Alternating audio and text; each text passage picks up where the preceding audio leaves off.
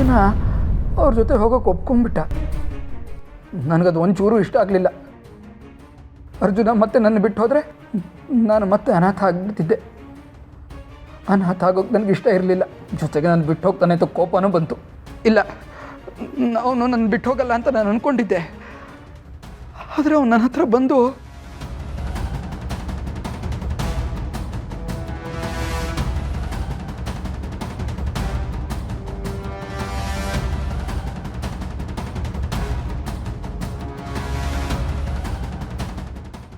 ಜಯಂತ್, ನಾಳೆ ನಾನು ಅವ್ರ ಜೊತೆ ಹೋಗ್ತೀನಿ ಕಣೋ. ನಾನು ಬಿಟ್ಬಿಟ್ಟು ಹೋಗ್ಬಿಡ ಕಣೋ. ಅಮ್ಮ ಹೋಗು ಅಂದಾಗ ನಾನು ಹೋಗ್ದಲೇ ಇರೋಕ್ಕಾಗತ್ತೇನೋ? ನೀನೇ ಕೇಳಿಸ್ಕೊಂಡಲ್ಲೋ ನಾನು ಅಲ್ಲಿದ್ದರೆ ಚೆನ್ನಾಗಿರ್ತೀನಿ ಅಂತ. ಅಮ್ಮನೂ ನಾನು ನೋಡೋಕ್ಕೆ ಅಲ್ಲಿ ಬರ್ತಾರಂತೆ. ಸ್ವಲ್ಪ ದಿನ ಆದಮೇಲೆ ನನಗೆ ಕರ್ಕೊಂಡು ಹೋಯ್ತಾರಂತೆ ಕಣೋ. ಹಾಗಾದರೆ ನೀನು ನನ್ನ ಮರ್ತ್ಬಿಡ್ತೀಯಾ? ಖಂಡಿತ ಇಲ್ಲ ಕಣೋ. ನಾನು ಅಲ್ಲಿಗೆ ಹೋಗೋಮೇಲೆ ನಿನ್ನೂ ಕರ್ಸ್ಕೊಂತೀನಿ ಕಣೋ. ಅವನಿಗೆ ನನ್ನನ್ನು ಬಿಟ್ಟು ಹೋಗೋಕ್ಕೆ ಹೇಗೆ ಮನಸ್ಸು ಬಂತು? ಹಾಗಾದರೆ ಈ ಕರ್ಣ ಅವನಿಗೆ ಏನು ಅಲ್ವಾ? ನನ್ನ ಅವನ ಸ್ನೇಹದ ಸಂಬಂಧ ಅಷ್ಟೇನಾ? ನನಗೆ ದುಃಖ ತಡ್ಕೊಳಕ್ಕಾಗಲಿಲ್ಲ. ಜೊತೆ ಕೋಪನೂ ಬರ್ತಾಯಿತ್ತು. ಅವನನ್ನು ಬಿಟ್ಟು ಹೋಗ್ತಾರೆ ಅಂತ ನಾನು ಮೂರದಲ್ಲಿ ಕೂತ್ಕೊಂಡು ಒಬ್ಬನೇ ಹೇಳಕ್ಕೆ ಶುರು ಮಾಡಿದೆ.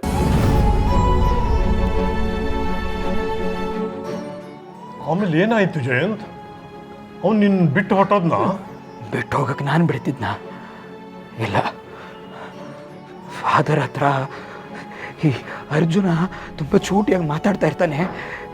ಪಟ್ ಅಂತ ಮಾತಾಡಿ ಚೂಟಿಯಾಗಿ ಓಡಾಡ್ತಿರೋದ್ರಿಂದರೆ ಅವರು ದತ್ತು ತಗೊಳಕ್ಕೆ ಬರ್ತಿರೋದು ಅಂತ ಹೇಳೋದನ್ನು ಕೇಳಿದ್ದೆ. ಅರ್ಜುನಿಗೆ ಮಾತೇ ಹೋಗ್ಬಿಟ್ರೆ ಆಗ ಅವನು ನನ್ನ ಜೊತೆನೇ ಇರ್ತಾನೆ ಅಂತ ಶುರುವಾಯಿತು. ಅವತ್ತು ರಾತ್ರಿ ಅವನು ಎಲ್ಲಿ ನಾನು ಬಿಟ್ಟು ಹೋಗ್ತಾನೋ ಅಂತ ಚಿಂತೆಯಲ್ಲಿ ನಾನು ನಿದ್ದೆ ಇಲ್ಲದೆ ಇದ್ದರೆ ನನ್ನ ಪಕ್ಕದಲ್ಲಿ ಆರಾಮಾಗಿ ನಿದ್ದೆ ಮಾಡ್ತಾ ಇದ್ದ.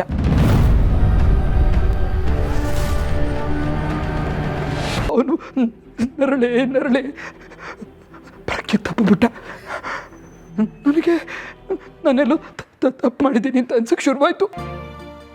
ನಾನು ಮಾಡಿರೋ ತಪ್ಪು ಎಲ್ಲರಿಗೂ ಗೊತ್ತಾದರೆ ನನ್ನ ಜೈಲಿಗೆ ಕಳಿಸ್ಬಿಡ್ತಾರೆ ಅಂತ ಹೆದರಿಕೆ ಆಗೋಕ್ಕೆ ಶುರುವಾಯಿತು. ಅದಕ್ಕೆ ನಾನು ಇಡೀ ರೂಮ್ಗೆ ಪೆಟ್ರೋಲ್ ಸುರಿದು ಬೆಂಕಿ ಹಚ್ಚಿದೆ.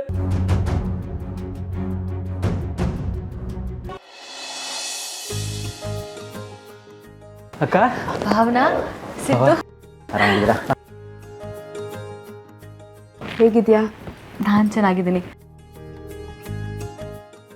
ನಾನು ನಿಮ್ಮ ಬಗ್ಗೆನೇ ಯೋಚನೆ ಮಾಡ್ತಾ ಇದ್ದೆ.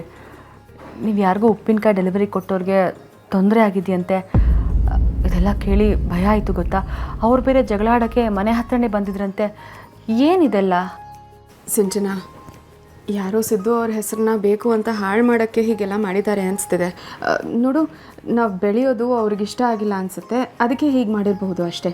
ನೀನು ಇದ್ರ ಬಗ್ಗೆ ಯೋಚನೆ ಮಾಡಬೇಡ. ಹೌದಕ್ಕ, ಯಾರೋ ನಾನು ಡೆಲಿವರಿ ಕೊಟ್ಟರು ಅಂಗಡಿಗೆ ಹೋಗಿ ಕೆಮಿಕಲ್ ಮಿಕ್ಸ್ ಮಾಡಿರೋ ಉಪ್ಪಿನಕಾಯಿನ ಕೊಟ್ಟಿದ್ದಾರೆ. ಅದನ್ನು ತಿಂದವ್ರಿಗೆ ತೊಂದರೆ ಆಗಿದೆ. ಆದರೆ ಮೇಡಮ್ ಅವ್ರು ಸುಮ್ಮನೆ ಇರಬೇಕಲ್ಲ. ನಾವು ಕೊಟ್ಟಿರೋ ಉಪ್ಪಿನಕಾಯಿನ, ಅವ್ರು ಕೊಟ್ಟಿರೋ ಉಪ್ಪಿನಕಾಯಿನ ತೊಗೊಂಡೋಗಿ ಟೆಸ್ಟ್ ಮಾಡಿಸಿ ನಮ್ಮ ಉಪ್ಪಿನಕಾಯಲ್ಲಿ ಯಾವ ತೊಂದರೆನೂ ಇಲ್ಲ ಅಂತ ಸಾಬೀತು ಮಾಡಿದ್ದಾರೆ. ಈಗ ಯಾವ ಸಮಸ್ಯೆನೂ ಇಲ್ಲ, ಎಲ್ಲ ಕ್ಲಿಯರ್ ಆಗದೆ. ನನಗೆ ಆ ವಿಷಯ ಕೇಳಿ ಎಷ್ಟು ಗಾಬರಿ ಆಯಿತು ಗೊತ್ತಾ. ನನಗೆ ಸಹಾಯ ಮಾಡೋಕ್ಕೆ ಬಂದವ್ರಿಗೆಲ್ಲ ಏನೋ ತೊಂದರೆ ಆಗ್ತಿದೆಯಲ್ಲ ಅಂತ ಆತಂಕನೂ ಆಯಿತು. ಯಾಕೆ ಈ ಥರ ಆಗ್ತಿದೆಯೋ ಒಂದೂ ಗೊತ್ತಾಗ್ತಿಲ್ಲ.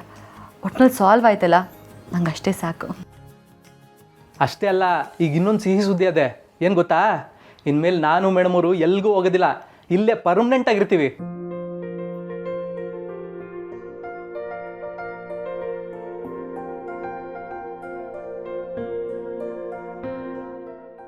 ಯಾಕೆ ನಾವಿಲ್ಲೇ ಇರ್ತೀವಿ ಅಂತ ಹೇಳಿದ ತಕ್ಷಣ ನೀನೇನು ಮಾತಾಡಲೇ ಇಲ್ಲ. ನಾವಿಲ್ಲಿದ್ದರೆ ನಿನಗೆ ಕಷ್ಟನಾ? ಅಯ್ಯೋ, ನನಗೆಂಥ ಕಷ್ಟ ಅಕ್ಕ. ಹಾಗೆ ನೋಡೋಕೆ ಹೋದರೆ ನೀವಿಬ್ಬರು ಇಲ್ಲಿರೋದು ನಿಮ್ಮ ಹಕ್ಕು. ನಾವೇ ಹೊರಗಿನವ್ರು ಅಲ್ವಾ ಬೇಬಿ? ನೀವು ಹೊರಗಿನವರಲ್ಲ. ಸಿಂಚು ಈ ಮನೆ ಮಗಳು, ನೀವು ಈ ಮನೆ ಅಳಿಯಂದರು. ಇನ್ಮೇಲೆ ಎಲ್ಲರೂ ಒಟ್ಟಿಗೆ ಖುಷಿಯಾಗಿರೋಣ. ನೀವಿಬ್ಬರು ಇಲ್ಲೇ ಇರ್ತೀನಿ ಅಂದ್ರಲ್ಲ, ನಂಗೆ ಅಷ್ಟೇ ಸಾಕು. ಮನೆ ತುಂಬ ಜನ ಇದ್ದರು, ನನ್ನವರು ಅಂತ ಯಾರೂ ಇರಲಿಲ್ಲ. ಆದರೆ ನನಗೋಸ್ಕರ ಈಗ ನೀವಿಬ್ಬರು ಬಂದ್ರಲ್ಲ, ನಂಗೆ ತುಂಬ ಖುಷಿ ಆಗ್ತಿದೆ. ನಾವು ಮಾತ್ರ ಅಲ್ಲ ಸಿಂಚನ, ಇನ್ನು ಮುಂದೆ ಹರಿನು ಈ ಮನೆಯಲ್ಲೇ ಇರ್ತಾನೆ ನಿನ್ನ ಜೊತೆ. ಹರಿ, ಇನ್ನು ಮುಂದೆ ಸಿಂಚನನ್ನ ಖುಷಿಯಾಗಿ ನೋಡ್ಕೊಳ್ಳೋ ಜವಾಬ್ದಾರಿ ನಿಂದು. ಅವಳನ್ನ ನಾನು ಅಲ್ದಿರ ಇನ್ನು ಯಾರಕ್ಕ ನೋಡ್ಕೋಬೇಕು? ಚೆನ್ನಾಗಿ ನೋಡ್ಕೋತೀನಿ. ಹರಿ, ಬರೀ ಬಾಯಿ ಮಾತಲ್ಲಿ ಹೇಳಿದ್ರೆ ಸಾಲದು. ಈಗ ನಾನು ಸಿದ್ದು ಅವ್ರು ಇದೇ ಮನೇಲಿ ಇರ್ತೀವಲ್ಲ, ನೀನು ಸಿಂಚನನ್ನ ಹೇಗೆ ನೋಡ್ಕೋತೀಯ ಅಂತ ನಮ್ಮ ಕಣ್ಣಾರೆ ನೋಡ್ತೀವಿ. ಸಿಂಚನ, ಬೇಜಾರು ಮಾಡ್ಕೋಬೇಡ. ಮುಂಚಿನಿಂದಾನು ಹರಿ ಹೀಗೇನೆ, ಅವನಿಗೆಲ್ಲ ಹೇಳಿದ್ರೇನೆ ಸ್ವಲ್ಪ ಕೆಲಸ ಮಾಡೋದು ಅಲ್ವೇನೋ? ಹೌದು ಹೌದು. ಸರಿ ಅಕ್ಕ, ಚೂರು ಕೆಲಸ ಇದೆ, ಬರ್ತೀನಿ. ಬೇಬಿ, ಡ್ರಾಲ್ ಮಾತ್ರ ಇಟ್ಟಿದ್ದೀನಿ, ತೊಗೊಂಬಿಡು. ಮರಿಬೇಡ, ಚೆಕ್ ಮಾಡ್ತೀನಿ. ಬೇಗ ಬನ್ನಿ. ಬಾಯ್. ಅಕ್ಕ, ಇನ್ನು ಮುಂದೆ ನಿನಗೇನೇ ಸಮಸ್ಯೆ ಇದ್ದರೂ ನಮ್ಮ ಹತ್ರ ಹೇಳ್ಕೊ, ನಾವು ನೋಡ್ಕೋತೀವಿ. ಥ್ಯಾಂಕ್ ಯು ಕಣೋ. ನೀವಿಬ್ಬರು ವಾಪಸ್ ಬಂದ್ರಲ್ಲ, ನನಗಷ್ಟೇ ಸಾಕು. ನಿಜ ಹೇಳಿ, ನೀವು ನನಗೋಸ್ಕರನೇ ಅಲ್ವಾ ಇಲ್ಲಿಗೆ ಬಂದಿರೋದು? ಹೌದಕ್ಕ, ಯಾಕಂತ ಕೇಳ್ತಿದ್ಯಾ? ಅಲ್ಲ ಸಿದ್ದು, ಅಪ್ಪನ ಎದುರು ಹಾಕ್ಕೊಂಡು ಮನೆಯಿಂದ ಹೋದೆ. ಈಗ ವಾಪಸ್ ಬಂದಾಗ ಅಪ್ಪ ಏನೂ ಅನ್ನಲಿಲ್ವಾ? ಅವ್ರು ಅಂದೇ ಇರ್ತಾರ. ಆದರೆ ಸಿದ್ದು ಅವರು ಅವ್ರ ಮಾತನ್ನು ತಲೆಗೆ ಹಾಕೋತಾ ಇಲ್ಲ. ಯಾಕಂದರೆ ನಿನಗೋಸ್ಕರ ಅವ್ರು ಏನೇನು ಬೇಕಾದರೂ ಎದುರಿಸೋಕ್ಕೆ ರೆಡಿಯಾಗಿದ್ದಾರೆ. ಅವ್ರಿಗೆ ನೀನು, ಈ ಕುಟುಂಬ ಅಂದರೆ ಪ್ರಾಣ ಕಣೆ. ಭಾವನಾ, ನಾನು ಪ್ರೀತಿಸಿ ಮದುವೆ ಆಗಿದೆ ಅನ್ನೋ ಕೋಪಕ್ಕೆ ನನ್ನ ನೋಡಬೇಕು ಅಂತ ಸಿದ್ದುಗೆ ಅನಿಸ್ಲೇ ಇಲ್ಲ ಅನಿಸುತ್ತೆ. 2 ವರ್ಷ ಆದರೂ ಬರಲೇ ಇಲ್ಲ ಗೊತ್ತಾ? ಅವತ್ತಿನ ಪರಿಸ್ಥಿತಿ ಹಂಗಿತ್ತು ಕಣೆ. ಈಗೆಲ್ಲ ಸರಿ ಇದೆಯಲ್ಲ.